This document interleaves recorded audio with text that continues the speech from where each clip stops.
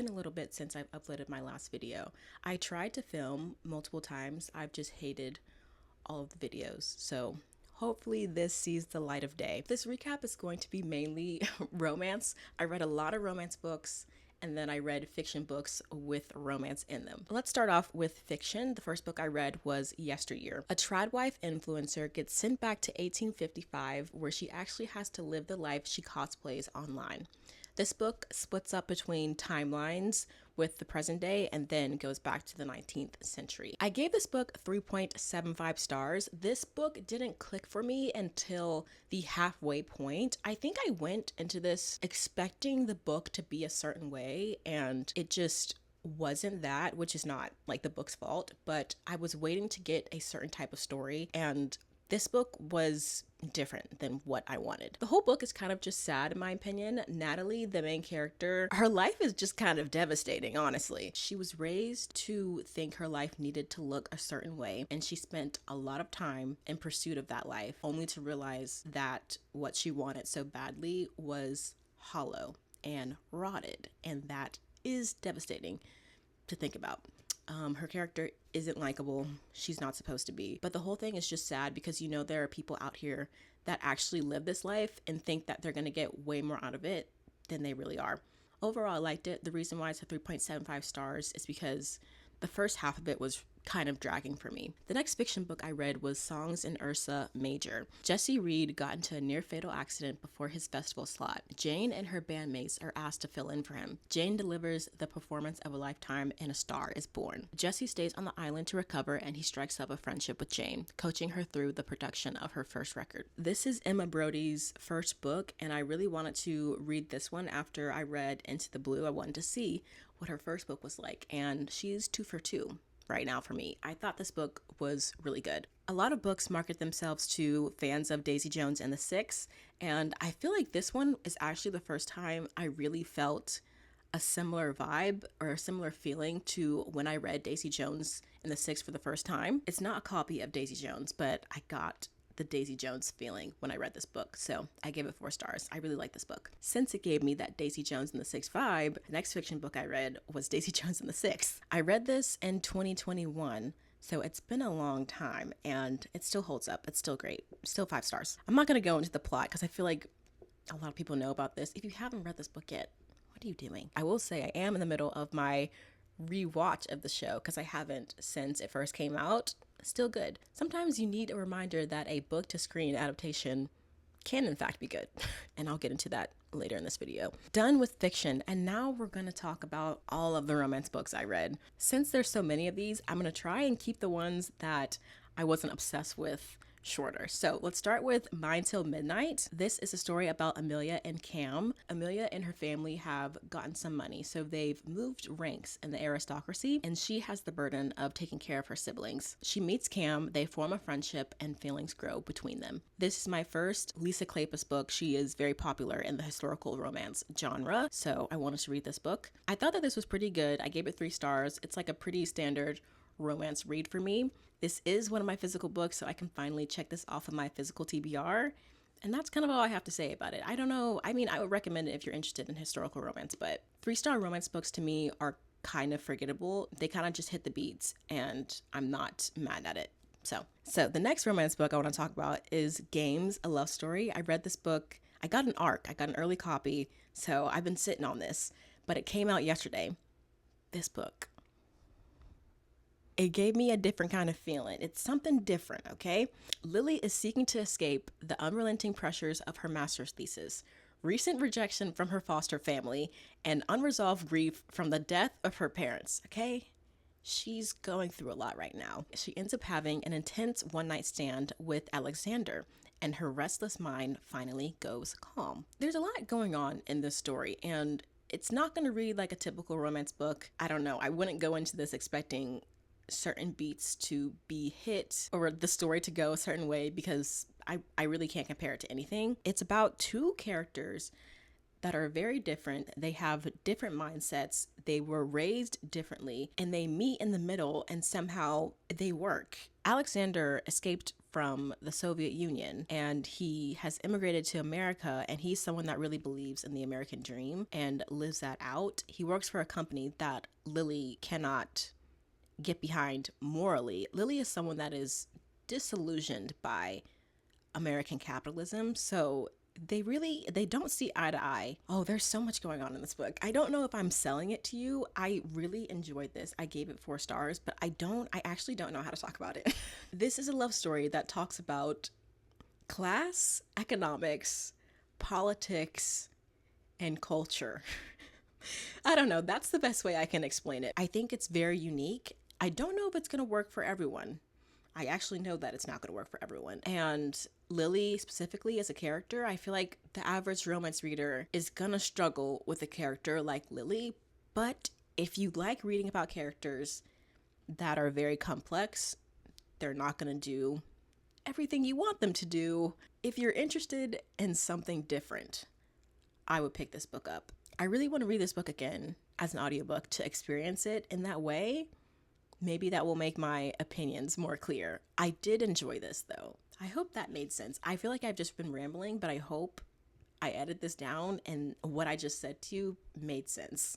The next romance book I read was Our Perfect Storm. Frankie is about to get married, but she's left before the ceremony. She ends up going on her honeymoon with her best friend, George. Carly Fortune is an interesting author for me because there are books from her I really liked, and there are also books that I just did not work for me, and this is one of them. Each of the individual characters, Frankie and George, which is the best friend, I just felt like they were very one-dimensional.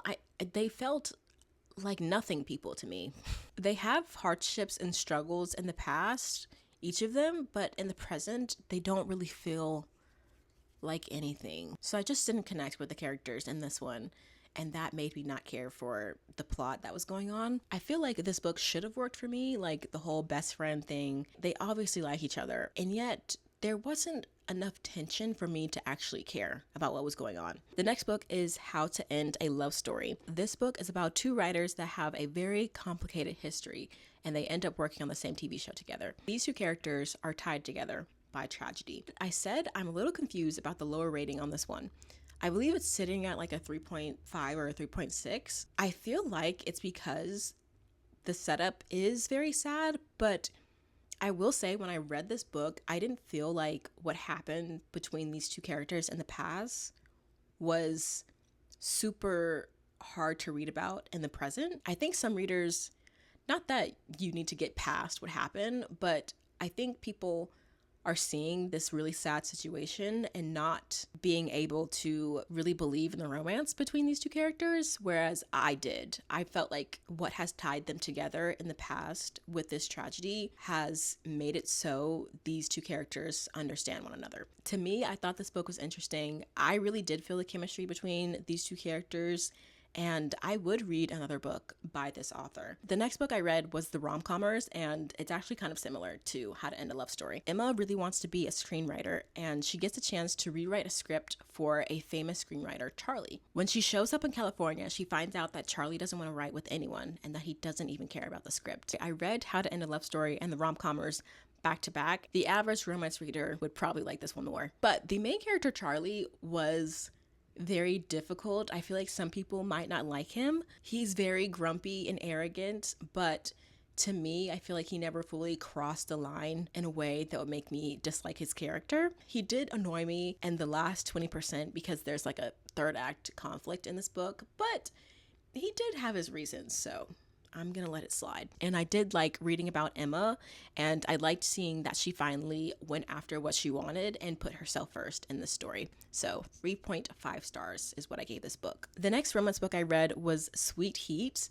This book picks up 3 years after Kiki and Malachi have broken up. Her best friend is getting married, and Kiki is the maid of honor. Malachi is coming back into town because he's the best man. This is a second chance romance book, and it is a duology with the book Honey and Spice. Honey and Spice came first. It follows the same couple, and they have broken up in between these 2 books, and this is the story of how they find their way back to each other. I feel like I don't see this happen often. Like, obviously second chance romance books happen, but usually it's like a standalone. We don't usually get the first time these people fall in love in one book, a breakup, and then the second book being their second chance. So I really liked that. I thought this book was so fun, and it makes me want to read whatever this author puts out next, because I feel like there was a leap in the writing in this one from Honey and Spice. I think it's great to read in the summertime, and I do recommend this on audio. I thought the audiobook was really good. The narrator, very good. Romance book number, I don't even know at this point, is Phoebe Berman's Gonna Lose It. Phoebe is a month out from her 30th birthday, and she's sick of being a virgin. Determined to overcome her anxiety around intimacy, she drafts up a guide to losing my virginity checklist with the hopes of finally getting laid. I was aware of this author before picking up this book. If you don't know, Brooke is a podcaster, TikToker. She's an internet personality, so I was familiar with her before reading this book. Initially, I'm always going to be kind of skeptical when influencer kind of person decides to write a book, because usually the quality is just not there.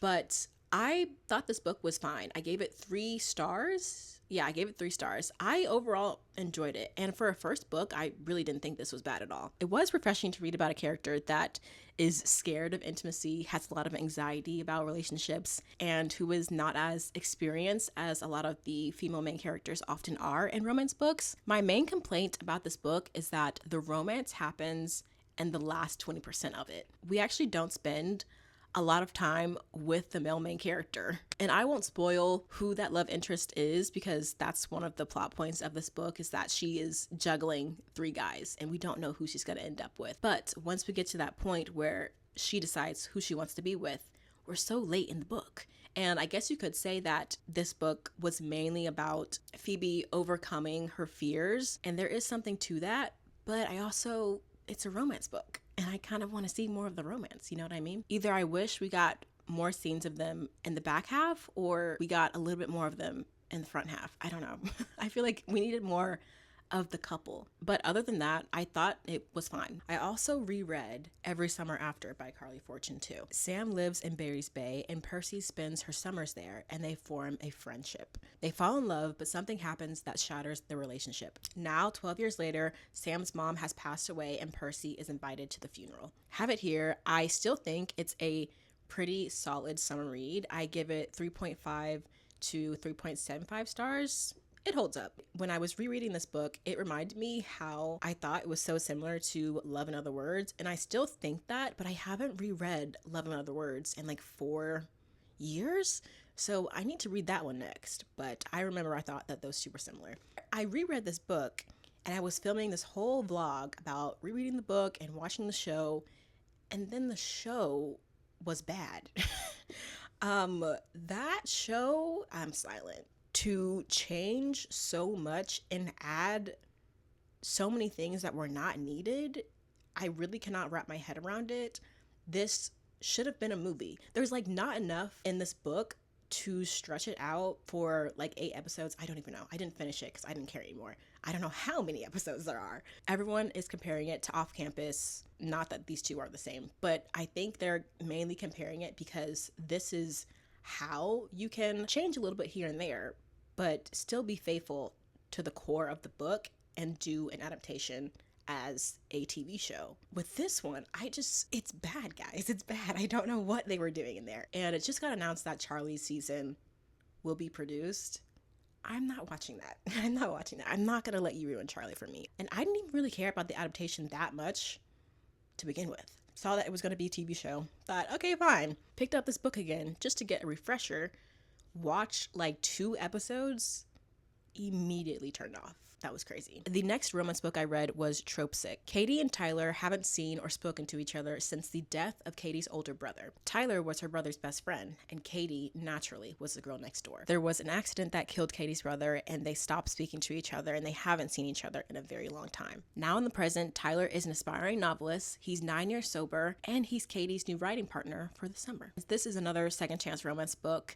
It is unique. I read about 2 people coming together to write a book before, but I felt like this one was done a little differently. There is a magical realism element to this book, which I did not know going into it, so I'm not going to blame the book, obviously, but I did not know that, and I'm not really a fan of magical realism, so I didn't love how that element was brought in. I don't think it completely ruined the story for me, so it might work for you. There is a lot of back and forth with this couple, mainly due to Tyler, and it did start to get on my nerves towards the end.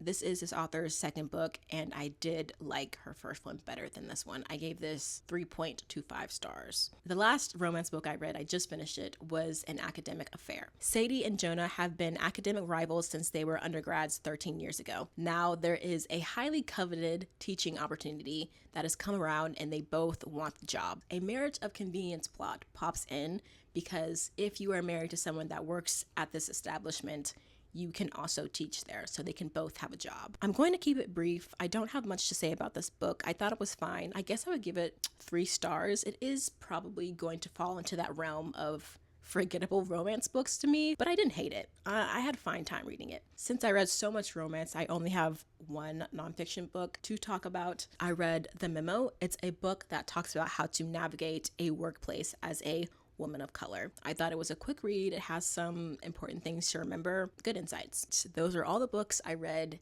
in May and June. I hope you liked this video. If you did, please give it a thumbs up, and I will see you in my next video. Goodbye.